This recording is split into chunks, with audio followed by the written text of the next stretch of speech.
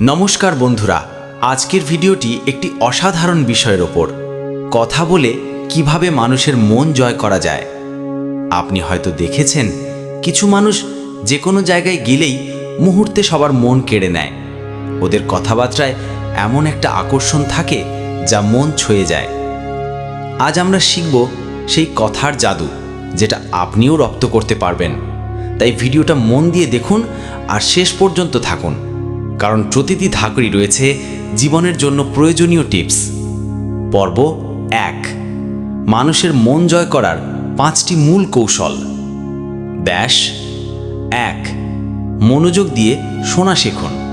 অনেক সময় আমরা শুধু বলার দিকেই মন দিয়ে শুনি না, কিন্তু একজন ভালো শ্রোতা হওয়াটাও গুরুত্বপূর্ণ। কারো কথা মাঝখানে না কেটে শুনলে সে বুঝবে আপনি ওকে সম্মান করছেন। 2, নাম ধরে ডাকুন। একজন মানুষের নাম হচ্ছে তার কানের সবচেয়ে প্রিয় শব্দ। নাম ধরে ডাকলে এক ধরনের আত্মিক সম্পর্ক তৈরি হয়। 3, কথায় আন্তরিকতা আনুন।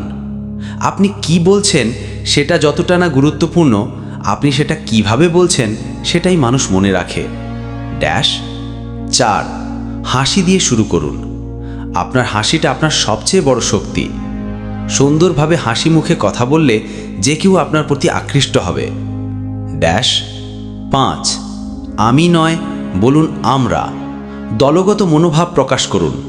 এতে মানুষ ভাবে আপনি একসাথে চলার মানুষ। পর্ব 2, কথা বলার সময় আবেগ ও বুদ্ধির ভারসাম্য। আবেগে ভেসে কথা বললে অনেক সময় ভুল হয়, আবার বেশি ঠান্ডা গলায় বললে মানুষ ভাববে আপনি অহংকারী।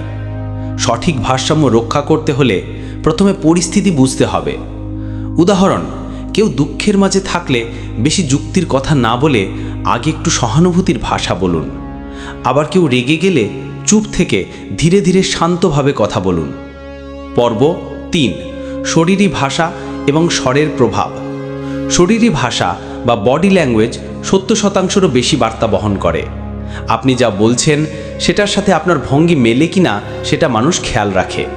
সোজা হয়ে দাঁড়ান, চোখে চোখ রেখে কথা বলুন, হাতের অঙ্গভঙ্গি ব্যবহার করুন। স্বরের ওঠানামা। একটানা সমান টোনে বললে মানুষ বোর হয়ে যাবে। মাঝে মাঝে গলার সুর একটু নিচু, একটু চড়া করুন, কিন্তু মিষ্টতা বজায় রেখে। পর্ব 4, ছোট বাক্যে স্পষ্ট কথা বলার কৌশল।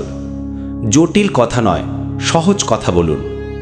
উদাহরণ, আপনার সাথে দেখা করে ভালো লাগলো, এই কথাটাই অনেকে ভাবে খুব বড় করে বলতে হবে।